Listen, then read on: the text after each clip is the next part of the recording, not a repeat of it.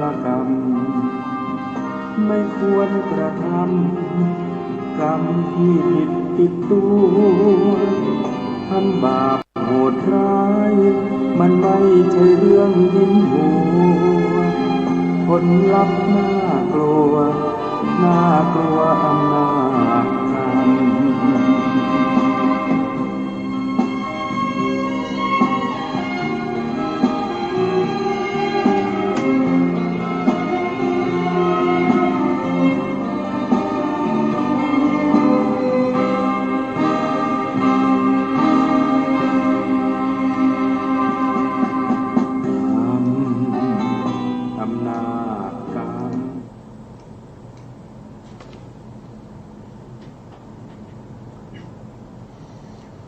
พุทธังสรณังกัจฉามิ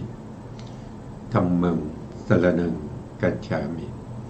สังฆังสรณังกัจฉามิกราบนมัสการพระมหาเถระพระสังฆาธิการพระเถรานุเถระสวัสดีท่านผู้ฟังและผู้ชมทุกท่านกลับมาพบกับรายการพระไตรปิฎกลอยฟ้าครั้งนี้เป็นครั้งที่70ในเรื่องของเวทนานุปัสสนา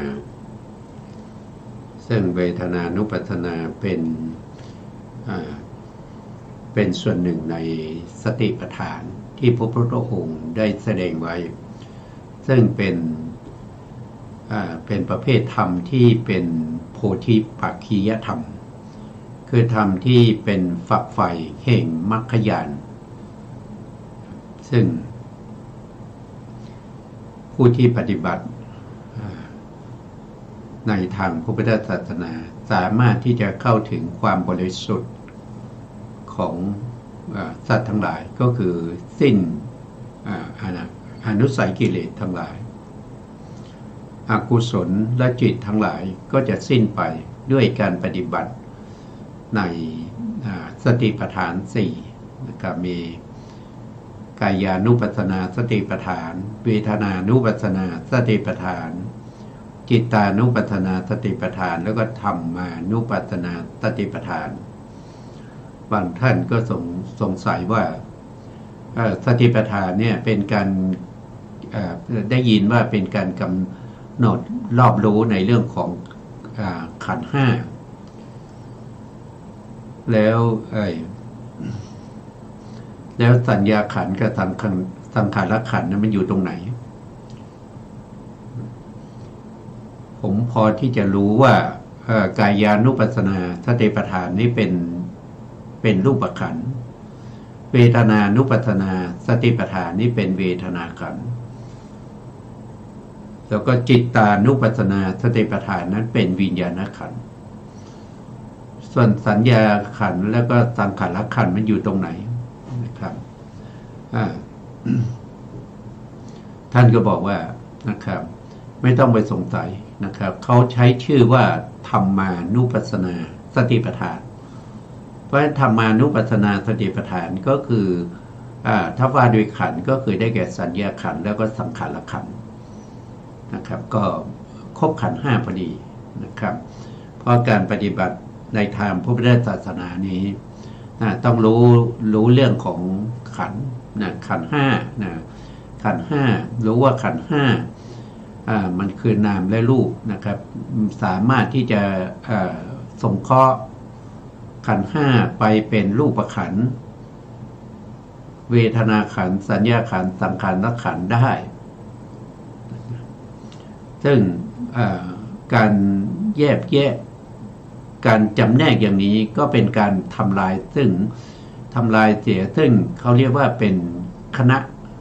ณะก็คือการจับกันเป็นกลุ่มเป็นก้อนนะครับเมื่อขันธ์ห้ารวมตัวกันด้วยเหตุด้วยปัจจัยสัตว์ทั้งหลายก็เลยเข้าใจว่าขันธ์ห้าเป็นสัตว์เป็นตัวเป็นตนนะครับเป็นฉันเป็นเธอเป็นพ่อเป็นแม่รวมกันเป็นกลุ่มกันเป็นก้อนนะครับแต่จริงๆแล้วแต่ละส่วนที่มารวมกันนั้นเขาก็ไม่ได้บอกว่าอย่างเช่นขันธ์อย่างเช่นรูปขันธ์เนี่ยเขาก็มีกิจ นะมีกิจของเขาแล้วก็มีเหตุมีปัจจัยนะของตัวเองนะไม่ได้ขึ้นอยู่กับไม่ได้ขึ้นอยู่กับขันธ์อื่นๆแต่การที่เข้ามาประกอบกันนี้ก็ด้วยอำนาจของปัจจัยทั้งหลายนะปัจจัยทั้งหลายนะที่เราศึกษากันอยู่นะครับในเรื่องของปัจจัย24เหตุ เหตุปัจจโยอารัมมณปัจจโยอาธิปติปัจจโยอานันตระปัจจโยสมานันตระปัจจโยสาชาตาปัจจโยเป็นต้นเหล่านี้นะครับที่พระพุทธองค์ทรงแสดงไว้มีทั้งที่เป็น24ปัจจัยนะครับมีเหตุปัจจัยเป็นเบื้องต้นแล้วก็สุดท้ายมีอวิคตะปัจจัยเป็นที่สุดหรือว่าจะแยกเป็น47ปัจจัยหรือว่า50ปัจจัยหรือว่า52หรือ51ก็แล้วแต่นะครับการศึกษาในเรื่องของปัจจัยก็เพื่อให้เราเนี่ยได้เข้าใจถึงการที่เรายึดถือกันว่าเป็นสัตว์เป็นบุคคลยึดถือความเห็นผิดว่าเป็นตัวเป็นตนยึดถือความเห็นผิดนะครับประเภทที่เป็นสักกายทิฏฐินะครับสัตตตทิฏฐิอุเฉททิฏฐิอเหตุกะทิฏฐิอะไรพวกนี้หรือว่าทิฏฐิ62นะครับคือความเห็นผิดทั้งหมดพวกนี้เป็นความเห็นผิดนะครับก็สามารถละได้ด้วยเบื้องต้นเนี่ยละด้วยการเขาเรียกว่าตัดทางคับอาหารก็คือละได้ด้วยการศึกษาเล่าเรียนนะครับเมื่อเราศึกษาเล่าเรียนเราทำความรู้ความเข้าใจในเรื่องของปัจจัยเราก็จะเห็นได้ว่ารูปขันธ์เนี่ยเขาไม่ได้เกิดมาลอยๆเขาไม่ได้เกิดมาลอยๆเขาอยากจะเกิดเมื่อไหร่เขาก็เกิดเขาไม่อยากเกิดเขาก็ไม่เกิดนะไม่ใช่อย่างนั้น รูปขันธ์จะเกิดขึ้นได้ก็ต้องมีปัจจัยนะมีปัจจัยก็คือมีเหตุที่ทำให้เขาเกิดนะถ้าว่าโดยทั่วไปเราศึกษาในพระสูตรต่างๆเนี่ยเราก็จะเห็นเป็นส่วนมากเลยนะครับที่พระองค์แสดงรูปจะเกิดเนี่ยก็อาศัยอวิชชานะอาศัยอวิชชานะแล้วก็อาศัยตัณหาอาศัยกรรมนะแล้วก็อาศัยอาหารแล้วก็นิพพติของรูปนี่รูปถึงเกิดขึ้นได้รูปเกิดขึ้นได้นะครับหรือว่ารูปจะดับรูปจะดับก็อาศัยปัจจัยเหมือนกันนะครับปัจจัยอะไรก็เพราะว่าอาวิชชาดับไงอาวิชชาดับตัณหาดับกรรมดับอาหารดับแล้วก็วิปริณามะของรูปนั้นนะครับจึงทำให้รูปนั้นดับไปนะครับก็เช่นเดียวกันกับเวทนาขันธ์เวทนาขันธ์จะเกิดก็เกิดด้วยอวิชชานะครับตัณหากรรมแล้วก็ผัสสะนี่ก็เป็นเหตุให้เกิดนะครับแล้วก็นิพพติของเวทนานิพพติคืออะไรนิพพติคืออาการการเกิดขึ้นเป็นลักษณะอาการของการเกิดขึ้นจากที่มันไม่มีแล้วมันก็เกิดขึ้นมาอย่างเงี้ยนะครับอาการลักษณะของการเกิดขึ้นเรียกว่าเป็นนิพพติแล้วเวทนาจะดับยังไงก็ดับด้วยอวิชชาดับเวทนาก็ดับตัณหาดับเวทนาก็ดับกรรมดับเวทนาก็ดับแล้วก็ผัสสะดับเวทนาก็ดับวิปริณามะของเวทนานั่นคือการเปลี่ยนแปลงจากที่มีอยู่แล้วก็เสื่อมสลายสิ้นไปหมดไปนั่นก็คือความดับของความเกิดและความดับนะครับของขันธ์ห้านะอันนี้ก็พูดไปแล้ว2ขันธ์ ขันธ์ที่สามคือสัญญาขันธ์แล้วก็ขันธ์ที่สี่คือสังขารขันธ์ก็เหมือนกับเวทนานะครับก็มีลักษณะเช่นเดียวกันกับเวทนาก็คืออวิชชาเกิดนะครับสัญญาก็เกิดสังขารก็เกิดตัณหาเกิดสัญญาก็เกิดสังขารก็เกิดแล้วก็ผัสสะกรรมเกิดกรรมเกิดสัญญาก็เกิดสังขารก็เกิดแล้วก็ผัสสะเกิดสัญญาก็เกิดสังขารก็เกิดแล้วก็นิพพติของสัญญาแล้วก็สังขารสัญญาและสังขารจึงเกิดขึ้นได้ ส่วนวิญญาณวิญญาณก็คล้ายๆกันแต่ไม่เหมือนกันทีเดียวนะครับวิญญาณก็คืออาศัยอวิชชาอวิชชาเกิดวิญญาณจึงเกิดอวิชชาเกิดวิญญาณเกิดแล้วก็ตัณหาเกิดวิญญาณเกิดแล้วก็กรรมเกิดวิญญาณเกิด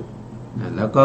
ส่วนที่ไม่เหมือนกันก็คือข้อที่สี่นี่ท่านบอกว่านามรูปนะครับเกิดวิญญาณจึงเกิดแล้วข้อที่ห้าก็เหมือนกันก็คือนิพพติของวิญญาณนั่นเองวิญญาณจะดับก็เพราะว่าอวิชชาดับตัณหาดับกรรมดับนามรูปดับแล้วก็วิปริณามะนี่ก็เป็นเหตุเกิดและก็ความดับของขันธ์ห้า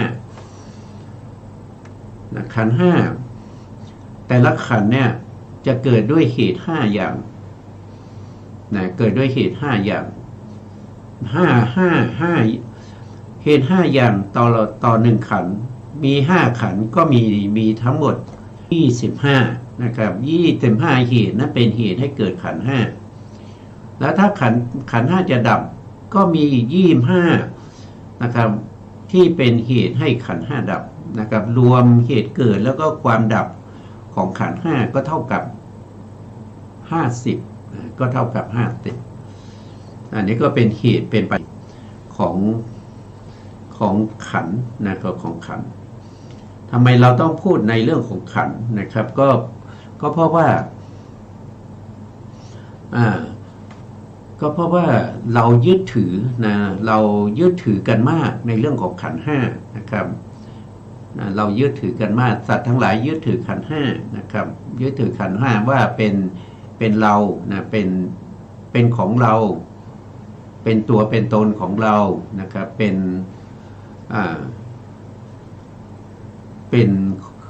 นการเห็นที่คลาดเคลื่อนไปจากความจริงเพราะว่าขันธ์ห้าที่เรามีอยู่เขาก็ไม่ได้บอกว่าเขาเป็นเรานะครับเวลาเขาเกิดเขาก็เกิดขึ้นด้วยเหตุด้วยปัจจัยเวลาเขาดับเขาก็ดับด้วยเหตุด้วยปัจจัยเขาก็ไม่ได้บอกเราว่าพรุ่งนี้ขันธ์ห้าจะเกิดนะแล้วขันธ์ห้าพวกนี้จะดับแล้วนะเขาไม่ได้บอกเราเขาไม่ได้สนใจเขาก็เป็นไปตามเหตุตามปัจจัยเมื่อมีเหตุปัจจัยก็เกิดขึ้นเมื่อเหตุปัจจัยนั้นหมดไปก็ดับไปจากที่ไม่มีก็เกิดขึ้นจากที่มีก็ดับไปเป็นธรรมดานะครับเกิดสืบต่อกันไปเรื่อยๆนะครับเมื่อไรจะหมดนะนี่แหละคือข้อสำคัญเมื่อไรจะไม่ให้ขันธ์ห้านี้สืบต่อกันไปนั่นก็คือข้อประพฤติปฏิบัตินะครับของพระพุทธเจ้านะครับที่พระพุทธองค์แสดงไว้ในโพธิปักขิยธรรม37ประการนั่นเป็นหนทางแห่งการดับขันธ์ห้า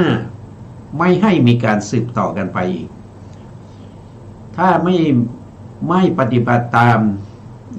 คำสั่งสอนของพระเจ้าที่เรียกว่าเป็นโพธิปักขิยธรรมเริ่มต้นที่สติปัฏฐาน4ถ้าเราไม่ประพฤติปฏิบัติขันธ์ห้าของเราก็จะสืบต่อกันไปอย่างนี้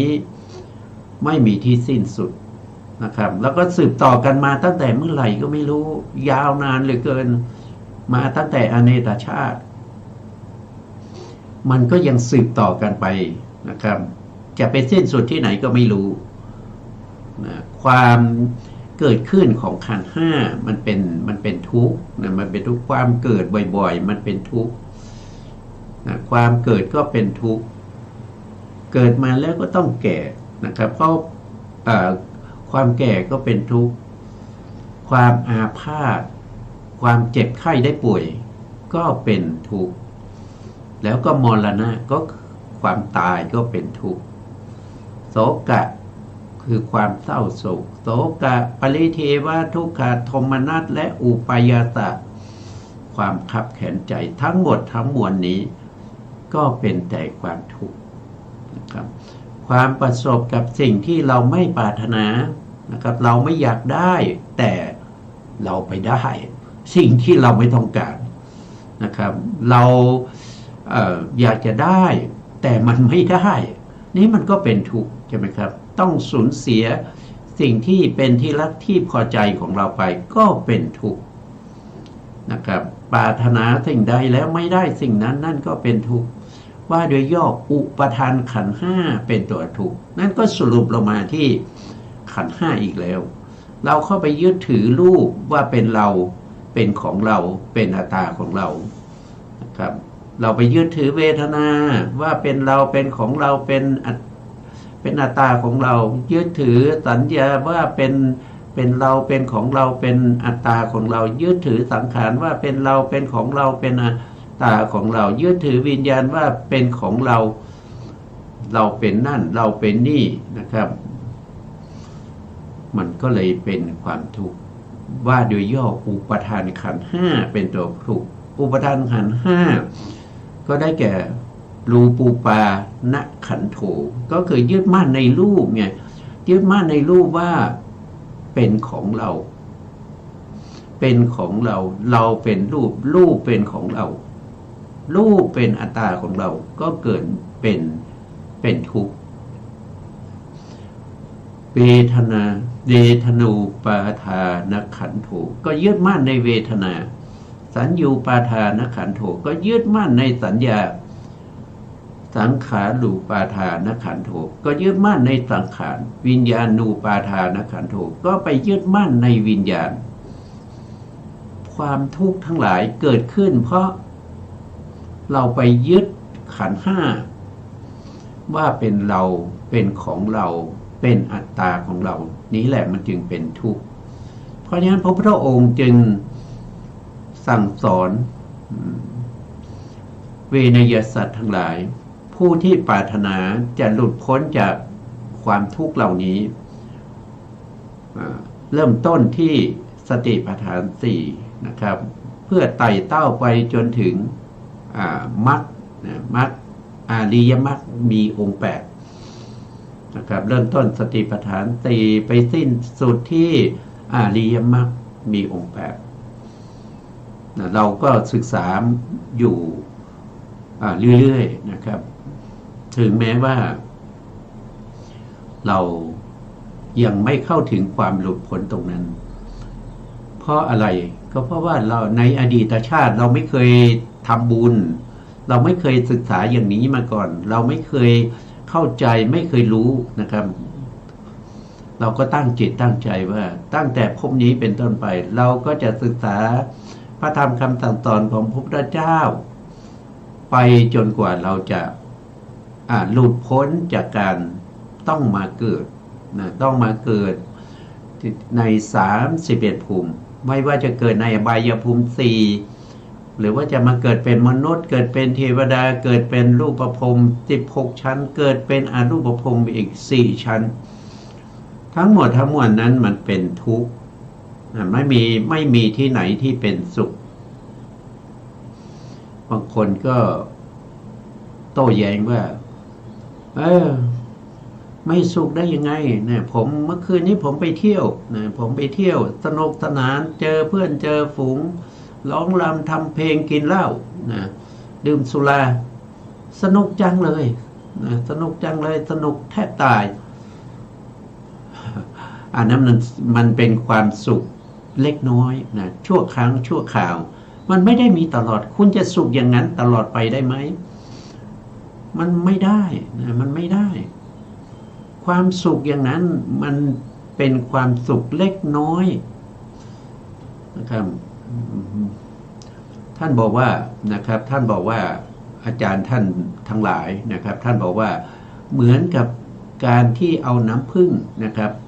ไปอาบบนมีดโกนนะครับ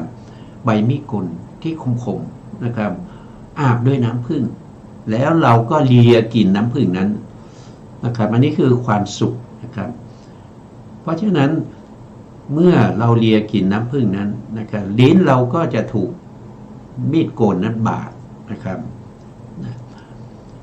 ในทางพระพุทธศาสนาเนี่ยท่านถือว่าความสุขเหล่านั้นมันคือยาเสพติดในทางพระพุทธศาสนานะครับ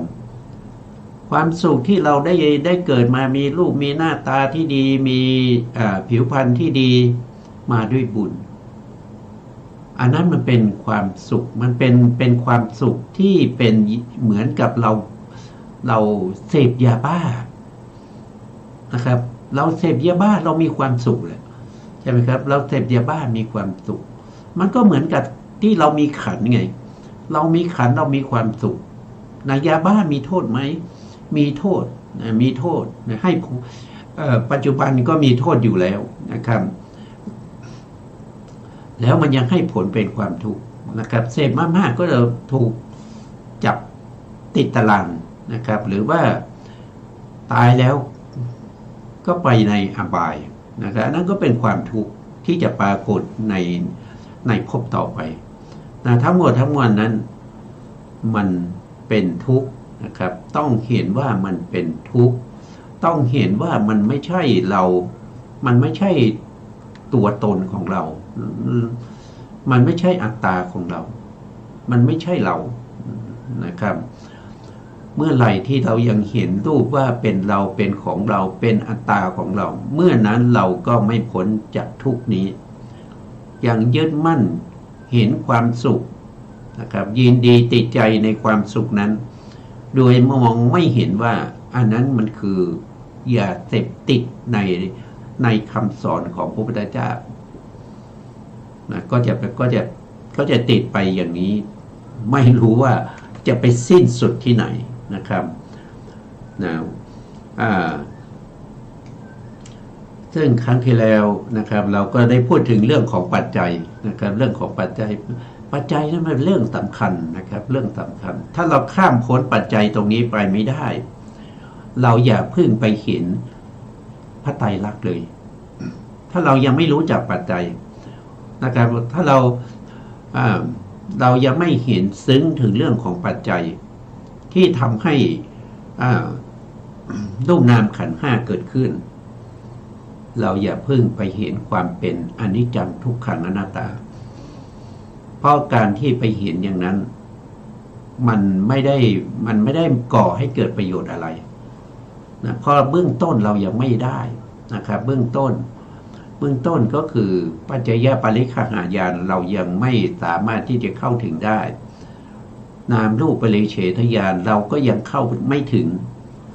แต่เราไปเป็นอนิจจังทุกขังอนัตตานี้เป็นการกระโดดข้ามข้อประพฤติปฏิบัติซึ่งมันมีโทษเหมือนกันนะก็คือทำให้เราเนี่ยไม่สามารถที่จะเจริญก้าวหน้าในข้อประพฤติปฏิบัติเหล่านั้นเมื่อไหร่ก็อนิจจังทุกขังมันไม่ข้ามพ้นเข้าไปเห็นว่ารูปนามขันธ์ห้าเหล่านี้มันน่าเบื่อนะเบื่อหน่ายในรูปนามขันธ์ห้ามันเข้าไปไม่ถึงนะครับเมื่อเข้าไม่ถึงความเบื่อหน่ายความคลายกำหนัดก็จะไม่เกิดนะเพราะฉะนั้นก็ต้องเห็นขันธ์ห้าเหล่านี้นะครับว่าเป็นรูปเป็นนามเกิดขึ้นด้วยอำนาจปัจจัยทั้งหลายอำนาจปัจจัยก็มีมากมายมีทั้งเหตุใกล้มีทั้งเหตุไกลนะครับแล้วก็รูปนามเหล่านี้เราก็ยังไม่ได้แยกเลยอะไรเป็นรูปนะครับทำไ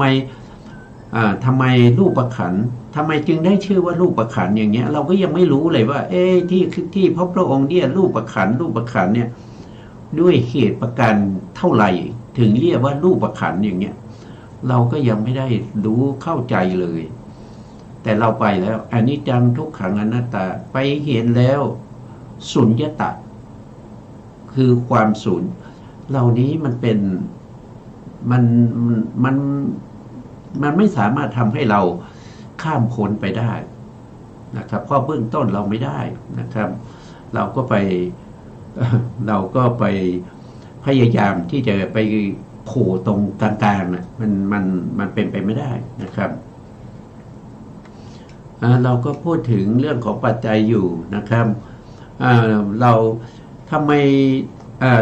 เอาปัจจัยมาพูดนะครับทำไมเราศึกษาเรื่องเวทนาไม่ใช่หรือทำไมเอาปัจจัย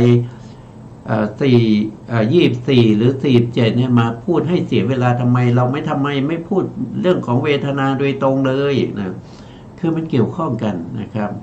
เวทนาก็เกิดขึ้นด้วยอำนาจของปัจจัยอำนาจของเหตุและปัจจัยนะครับแล้วก็เกี่ยวเนื่องไปในเรื่องของปฏิจจสมุปบาทด้วยนะครับในปฏิจจสมุปบาทนะเวทนาจะอยู่ตรงไหนนะครับท่านก็บอกถ้าเราจำในเรื่องของปฏิจจสมุปบาทองค์12ได้นะครับเราก็สาธยายไปอวิชชาปัจจยาสังขาราอวิชชาเพราะอวิชชาเป็นปัจจัยจึงมีสังขารสังขารปัจจยาวิญญาณังเพราะมีวิญญาณเป็นปัจจัยจึงเพราะมีสังขารเป็นปัจจัยจึงมีวิญญาณวิญญาณปัจจยานามะรูปังเพราะมีวิญญาณเป็นปัจจัยจึงมีนามรูปนามะรูปปัจจยาสลายตนะเพราะมีนามรูปเป็นปัจจัยจึงมีสลายตนะสลายตนะปัจจยาผัสโสเพราะมีสลายตนะจึงมีผัสสะผัสสะปัจจยาเวทนาเพราะมีผัสสะเป็นปัจจัยจึงมีเวทนาเราก็จะเห็นว่าเวทนามาแล้วนะเวทนาก็คือต่อจากผัสสะนะครับว่าโดยองค์12นะครับเป็นองค์เท่าไหร่ก็อวิชชา1อวิชชา2สังขาร3วิญญาณ4นามรูป5สลายตนะ6ก็คืออวิชชาอวิชชาก็เป็นองค์ที่6ในปฏิจจสมุปบาทนะเพราะมีอวิชชานี้แหละนะครับจึงเป็นเหตุเป็นปัจจัยให้เกิดตัณหาอวิชชาปัจจยตัณหาอวิชชาเป็นเหตุเป็นปัจจัยนะครับเป็นเพราะมีอวิชชาจึงมีตัณหาตัณหาปัจจยอุปทานังเพราะมีตัณหาจึงเป็นอุปทานมาเป็นปัจจัยจึงมีอุปทานอุปทานปัจจยภโวก็เพราะมีอุปทาน4นั่นแหละเป็นเหตุเป็นปัจจัยจึงมีภพภาวะปัจจยาชาติเมื่อมีภพจึงมีชาติคือการเกิดของอะไรก็คือการเกิดของเวทนาก็เกิดขึ้นนะครับเวทนาเกิดขึ้นอย่างเงี้ยมันก็วนอยู่อย่างเนี้ยนะครับเมื่อเวทนาเกิดขึ้นก็มีตัณหาเนี่ยตัณหาก็เป็นปัจจัยให้เกิดอุปทาน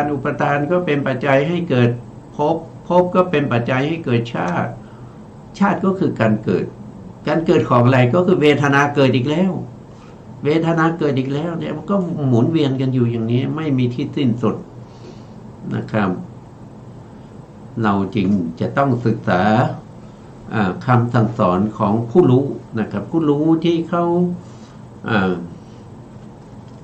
สร้างบารมีมานะครับในสร้างบารมีในเรื่องของวิชาที่จะทำให้สัตว์ทั้งหลายหลุดพ้นนะครับศึกษาเล่าเรียนมาเป็นบารมีนะครับตั้งแต่ตั้งความปรารถนาจะเป็นพระพุทธเจ้าจนได้เป็นพระพุทธเจ้าใช้เวลาอยู่ถึง20อสงไขยแสนมหากัปเมื่อตรัสรู้แล้วเที่ยวสั่งสอนเวนยสัตว์จนสามารถที่จะทำให้บุคคลต่างๆที่มีความสนใจนะครับบุคคลที่สมควรฝึกนะครับประกอบด้วยคุณ1ก็คือเป็นผู้ที่มีศรัทธา2ก็เป็นผู้ที่มีโลภน้อย3ก็เป็นผู้ที่ไม่มีความอู้อวด4ก็คือเป็นผู้ที่ มีความเพียร5คือเป็นผู้ที่มีปัญญานะครับเริ่มต้นที่ศรัทธานะครับเมื่อครบ5อย่างนี้แล้วนะครับแล้วก็ประกอบกับเรามีบุญบารมีได้พบพระพุทธเจ้าพระพุทธองค์ก็จะได้บอกเคล็ดลับในการที่เราจะละทิ้งเสียซึ่งขันธ์5ทั้งหลายนะครับละทิ้งเสียซึ่งรูปขันธ์เวทนาขันธ์สัญญาขันธ์สังขารขันธ์และวิญญาณขันธ์นะครับเข้าสู่พระนิพพานพูดไปนะครับเรามาสู่เนื้อหาของเรานะครับท่านบอกว่าครั้งที่แล้วเราศึกษามาถึงตรงนี้นะครับผัสสะปัจจยเวทนาได้อำนาจปัจจัยหนึ่งข้อนั่นแหละผัสสะนี้เป็นปัจจัยให้เกิดเวทนาได้อำนาจปัจจัยอยู่1ข้อนะครับเราก็ดูต่อไปนะท่านหมายความว่าอย่างไงนะท่านบอกว่าผัสสะ6เป็นปัจจัยช่วยอุปการะแก่เวทนา6ได้อำนาจได้1ข้อนะได้1ข้อได้อำนาจปัจจัย8ปัจจัยนะ1ข้อได้อำนาจ8ปัจจัยตรงนี้ท่านหมายความว่ายังไงนะท่านหมายความว่าผัสสะ6เนี่ยที่เกิดร่วมกับเวทนาจึงได้อำนาจ8ปัจจัยท่านบอกว่าเป็นสหชาตชาตินะคำว่าสหชาตชาติเราก็รู้ว่ามันเกิดพร้อมกันนะปัจจัยกับปัจจัยยุบันนี้เกิดพร้อมกันมันนั่นแสดงว่าเขาเกิดร่วมกันในจิตดวงเดียวกันนะครับผัสสะ6นี้มันมีอะไรเราก็ต้องรู้กันผัสสะ6ท่านบอกว่าผัสสะ6ตรงนี้ผัสสะ6เนี่ยก็คือได้แก่อะไรก็คือได้แก่จักขุสัมผัสสะชาเวทนาถ้าว่าโดยผัสสะก็ไม่ล่วงไปถึงเวทนาก็ได้ชื่อว่าจักขุสัมผัสสะถ้าเป็นภาษาทางหูก็เรียกว่าโสตสัมผัสสะถ้าเป็นภาษาทางจมูกก็เรียกว่าคานะสัมผัสสะถ้าเป็นภาษาทางลิ้นก็เรียกว่าชิวหาสัมผัสสะถ้าเป็นภาษาทางกายก็เรียกว่ากายะสัมผัสสะถ้าเป็นภาษาทางใจก็เรียกว่ามโนสัมผัสสะนะก็จะได้เวทนาก็จะได้ผัสสะ6ทีนี้ผัสสะ6เนี่ยเขาก็จะช่วยอุปการะแก่เวทนา6ด้วยอำนาจของการเกิดพร้อมกันนั่นคือสหชาตชาติอย่างเช่นผัสสะที่เกิดทางตาเรียกว่าจักขุสัมผัสสะ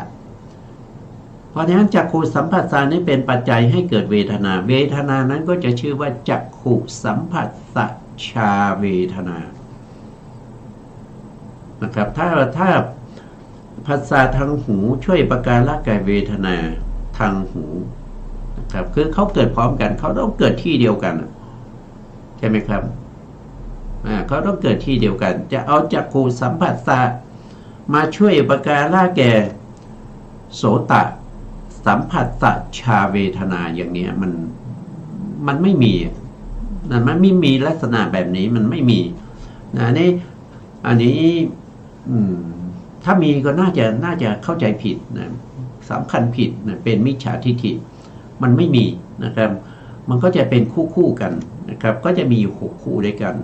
นะจักขุสัมผัสสะเป็นปัจจัยช่วยอุปการะแก่จักขุสัมผัสสะชาเวทนาโสตสัมผัสสะช่วยอุปการะแก่โสตสัมผัสสะชาเวทนาคานะสัมผัสสะช่วยอุปการะแก่คานะสัมผัสสะชาเวทนาชิวหาสัมผัสสะเป็นปัจจัยช่วยอุปการะแก่ชิวหาสัมผัสสะชาเวทนากายะสัมผัสสะเป็นปัจจัยช่วยอุปการะแก่กายะสัมผัสสะชาเวทนามโนสัมผัสสะเป็นปัจจัยช่วยอุปการะแก่มโนสัมผัสสะชาเวทนาก็จะเป็นคู่กันนะครับมีอยู่ทั้งหมด6คู่ด้วยกันนะเวลาเราคิดหาอำนาจปัจจัยเราก็ต้องเอามาเป็นคู่นะมาเป็นคู่นะครับไม่ใช่เอาสลับคู่กัน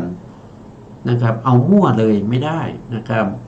จักขุสัมผัสสชาเวทนาเป็นปัจจัยช่วยอุปการะแก่มโนสัมผัสสชาเวทนาอย่างนี้มันไม่ได้นะมันทำอย่างนี้ไม่ได้มันไม่ได้เป็นปัจจัยกันนะครับนะมันไม่ได้เป็นปัจจัยกัน เพราะฉะนั้นการคิดอย่างนั้นเป็นมิจฉาทิฏฐิเพราะมันไม่ตรงตามความเป็นจริงนะเข้าใจผิดนะครับเข้าใจผิดไม่ได้ศึกษาไม่ได้เล่าเรียนไม่ได้ฟังธรรมนะครับไม่ได้พบพระอริยะนะครับไม่ได้สดับธรรมของพระอริยะไม่ได้รับคำแนะนำของพระอริยะไม่ฉลาดในธรรมของพระอริยะจึงทำให้บุคคลเหล่านั้นเป็นมิจฉาทิฏฐินะเป็นมิจฉาทิฏฐิผู้ที่เป็นมิจฉาทิฏฐิเขาไม่รู้หรอกว่าเขาเป็นมิจฉาทิฏฐิเขาบอกว่าเขาเป็นสัมมาทิฏฐิแต่ความคิดของเขานั้นเป็นมิจฉาทิฏฐิแต่เขาไม่มีใครหรอกจะยอมรับว่าตัวเองเป็นมิจฉาทิฏฐิแล้วเรารู้ได้ยังไงเขาเป็นมิจฉาทิฏฐิเราก็เทียบจากคำสอนของพระพุทธเจ้านะครับเราก็เอาคำสอนของพระพุทธเจ้ามาตั้งก่อนนะครับเราก็ดูความคิดของเขานะตรงตามคำสอนของพระพุทธเจ้าหรือไม่หรือว่าเขามีความคิดที่แปลกออกไป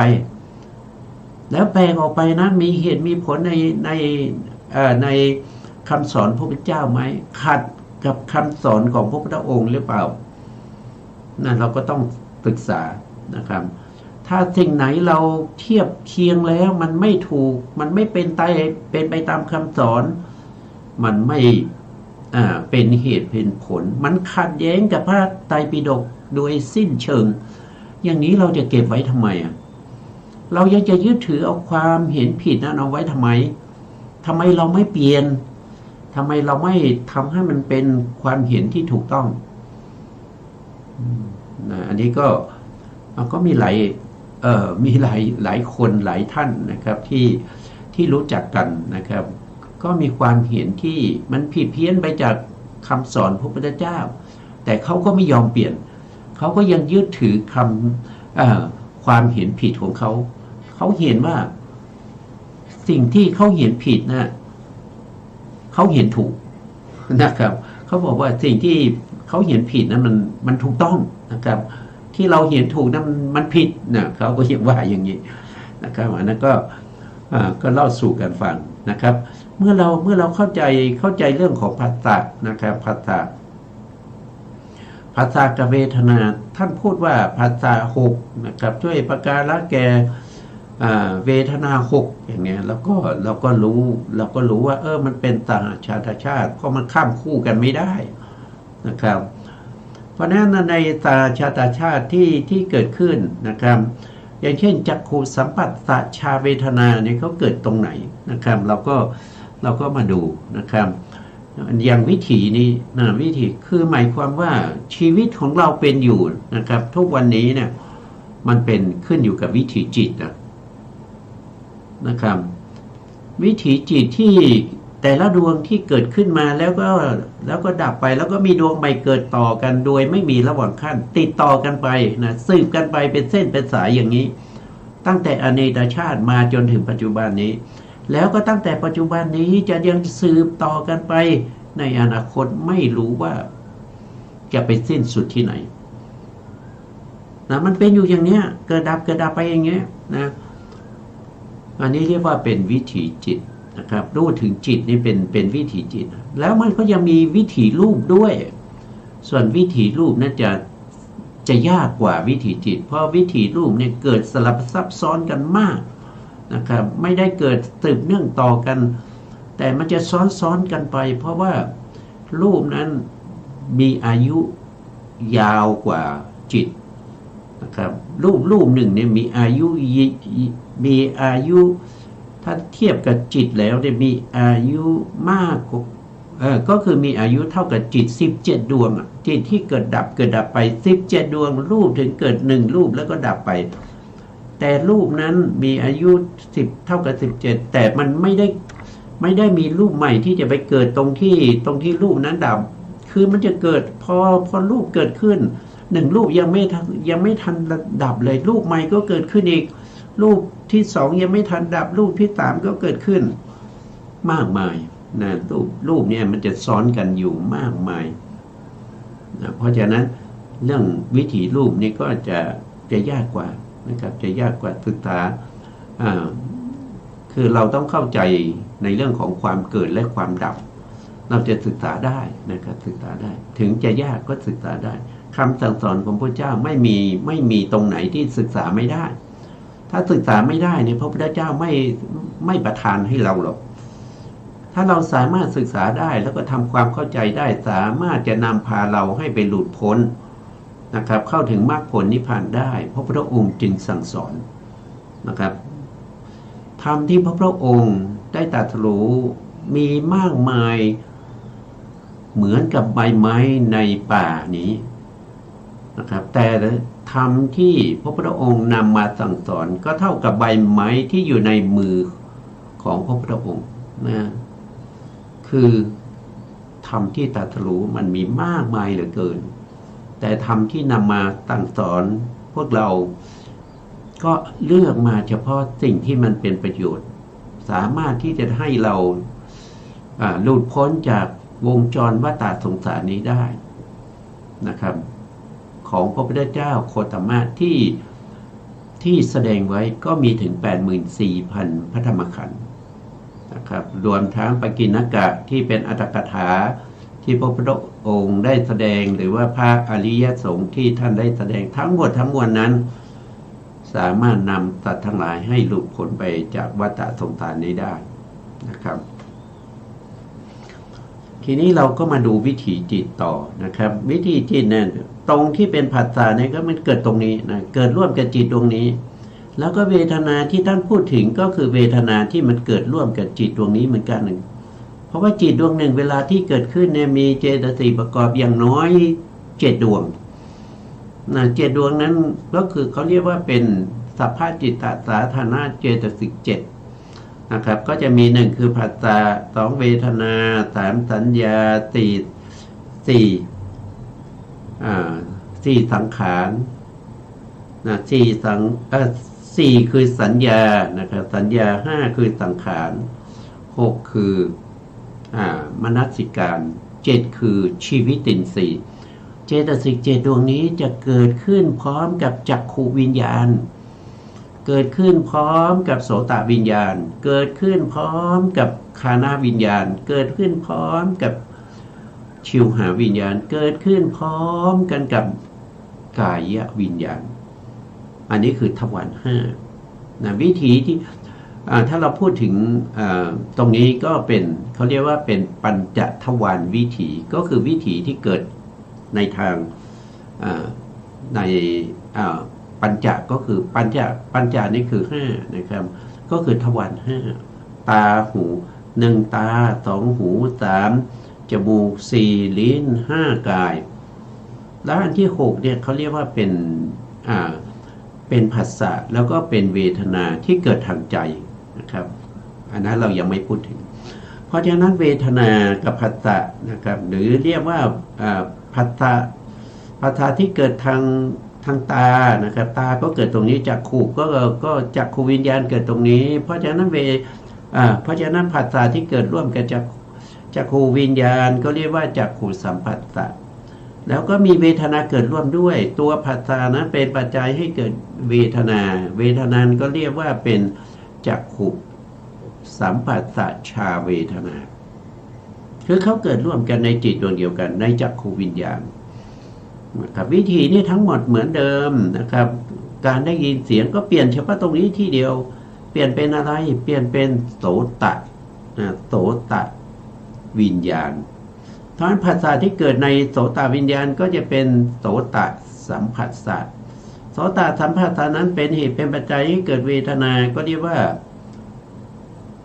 โสตสัมผัสสะชาเวทนานะถ้าเป็นทางจมูกก็เรียกว่าขันธ์นะครับจิตนั้นก็เรียกว่าเป็นฆานวิญญาณถ้าภาษาที่เกิดในฆานวิญญาณก็เรียกว่าเป็นฆานสัมผัสสะถ้าเวทนาเกิดในฆานวิญญาณ ด้วยอำนาจของผัสสะก็เรียกว่าคานะสัมผัสสะชาเวทนานะก็จะเกิดตรงนี้นะเกิดตรงนี้เราก็จะเห็นว่าเขาเกิดร่วมกันในจิตดวงเดียวกันนะครับลักษณะอย่างนี้เราเรียกว่าเป็นเจโตยุตตลักษณะคือสภาวธรรมเขาเกิดคือเขามีลักษณะสี่หนึ่งคือเกิดพร้อมกันสองคืออาศัยวัตถุเดียวกันเกิดขึ้นสามคือรู้อารมณ์เดียวกันสี่คือดับพร้อมกันนะครับเขาจะมีลักษณะอย่างนี้นะในนามธรรมนะถ้าเป็นรูปธรรมนี่คือถ้าเป็นสาชาตชาตินี่เขาเกิดพร้อมกันเอาเฉพาะเกิดพร้อมกันเขาจะดับพร้อมกันหรือไม่สนใจเอาเฉพาะเกิดพร้อมกันถ้าเป็นรูปธรรมนะถ้าเป็นนามธรรมนี่ก็ต้องครบลักษณะสี่เพราะว่ามันนามธรรมจะแตกต่างไปจากนี้ไม่ได้จิตและเจตสิกจะต้องเกิดพร้อมกันรู้อารมณ์เดียวกันแล้วก็อาศัยวัตถุเดียวกันเกิดขึ้นแล้วก็ดับพร้อมกันสี่อย่างนี้ต้องมีในปัญจโวการภูมิก็คือหมายถึงผู้ที่เกิดในภูมิที่มีขันธ์ห้านะครับก็คืออยู่ตรงนี้เพราะฉะนั้นก็เป็นสหชาตปัจจัยนะครับสหชาตปัจจัยนะสหชาตปัจจัยเราก็ศึกษามาแล้วว่าสหชาตปัจจัยนะมีทั้งหมด15ปัจจัย15ปัจจัยเนี่ยเวลาที่เราสงเคราะห์นะครับเรารู้ว่าเป็นสหชาตชาติเราก็ตั้งไว้เลยนั่นคืออะไรก็คือสหชาตชาติใหญ่4ปัจจัยต้องเข้าอยู่เสมอใช่ไหมครับต้องเข้าอยู่เสมอไม่ผิดเพี้ยนนะครับก็จะได้สหชาตชาติใหญ่4ปัจจัยนะสี่ปัจจัยคืออะไรเราต้องจำได้ด้วย4ปัจจัยก็คือสหชาตปัจจัย1คือสหชาตปัจจัย2ก็คือสหชาตนิสยปัจจัยสหชาตนิสยปัจจัยคืออะไรสหชาตนิสยปัจจัยก็คือปัจจัยกับปัจจุบันเกิดขึ้นพร้อมกันคืออาศัยเกิดขึ้นนะครับอาศัยเกิดขึ้นอย่างเช่นเวทนาก็อาศัยผัสสะเกิดขึ้นเป็นที่อาศัยเรียกว่านิสยสหชาตะสหแปลว่าพร้อมชาตะแปลว่าเกิดก็คือเกิดพร้อมกันนิสยเป็นที่อาศัยนะครับก็ได้2ปัจจัยนะ1คือสหชาตปัจจัยสหชาตปัจจัยก็คือปัจจัยกับปัจจุบันเกิดพร้อมกันนะสหชาตานิสยปัจจัยก็คือปัจจัยกับปัจจุบันเกิดพร้อมกันและอาศัยกันอาศัยเกิดนะปัจจุบันอาศัยปัจจัยเกิดขึ้นเป็นที่อาศัยนะครับ3ก็คือได้แก่สหชาตทิปัจจัยก็คือปัจจัยที่เกิดขึ้นพร้อมกันกับปัจจุบันนะยังมีอยู่ยังไม่ดับไปนะครับอัตถิคือมีอยู่นะสหชาตถิสหะก็พร้อมชาตาก็เกิดอัตถิก็คือยังมีอยู่นะปัจจัยก็ยังมีอยู่ปัจจุบันก็ยังมีอยู่นะครับต่อไปปัจจัยที่4ก็คือสหชาตวิปยุตตปัจจัยสหชาตะโทษทีสหชาตะอวิคตะปัจจัยอวิคตะแปลว่ายังไม่ปราศจากไปก็คือปัจจัยกับปัจจุบันเกิดพร้อมกันแล้วก็ปัจจัยก็ยังไม่ปราศจากไปยังมีอยู่นะครับก็จะมี4ปัจจัยปัจจัยใหญ่4ปัจจัยทีนี้ปัจจัยกลางท่านบอกว่าได้3ปัจจัยนะ3ปัจจัย3ปัจจัยนี้ท่านวงเล็บไว้ว่า1ก็คืออัญญมัญญปัจจัยอัญญมัญญปัจจัยก็คือปัจจัยกับปัจจุบันเนี่ยอาศัยซึ่งกันและกันหรือแก่กันและกันเช่นผัสสะกับเวทนาที่เกิดพร้อมกันในจักขุวิญญาณจิตอาศัยซึ่งกันและกันหรือว่าแก่กันและกันก็เรียกว่าเป็นอัญญมัญญปัจจัยปัจจัยกลางที่2เรียกว่าสัมปยุตตปัจจัย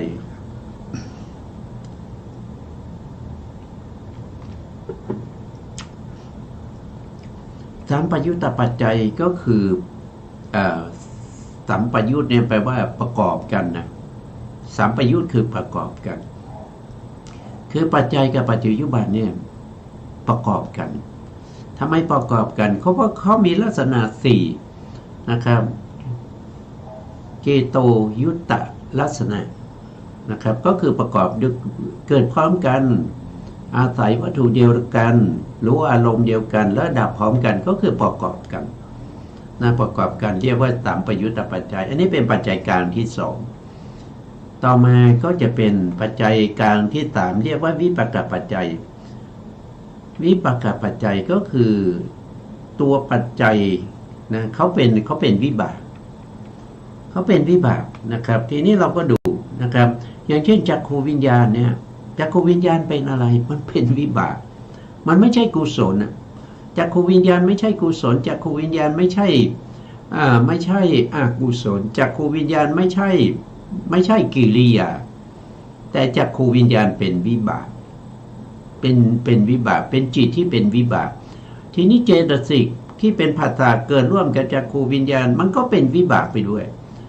นะครับเพราะฉะนั้นจึงเป็นวิปากปัจจัยอันนี้คือปัจจัยกลางนะครับปัจจัยกลางเนี่ยปัจจัยกลางนะครับก็เป็นวิปากปัจจัยทีนี้เราก็ได้แล้วว่าเท่าไหร่7ปัจจัยนะครับ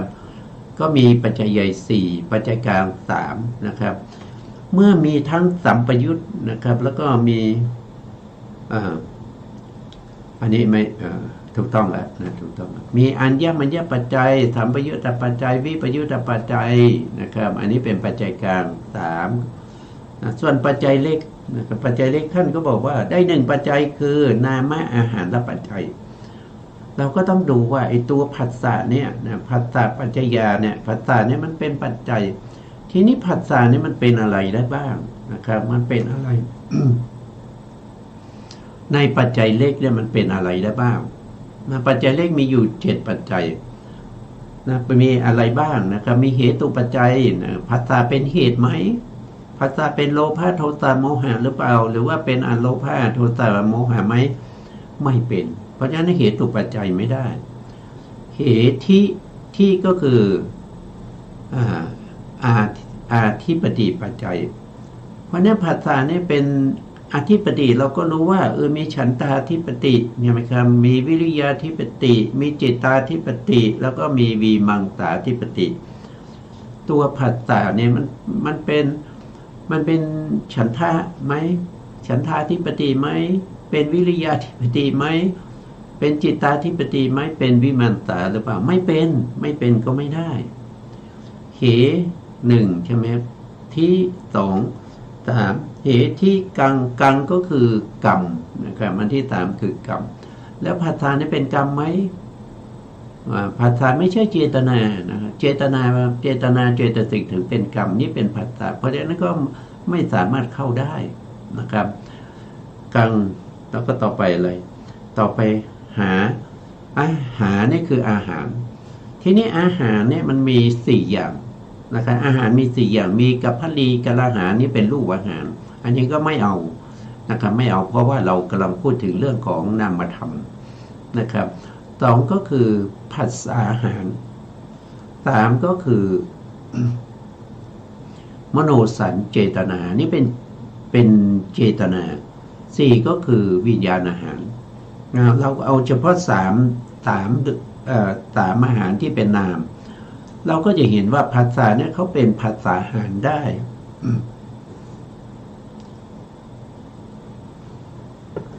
เขาเป็นผัสสะอาหารได้เพราะฉะนั้นจึงได้นามอาหารมา1ปัจจัย จากอาหารแล้วก็ไปอินทรีย์นะอินทรีย์ก็ต้องเป็น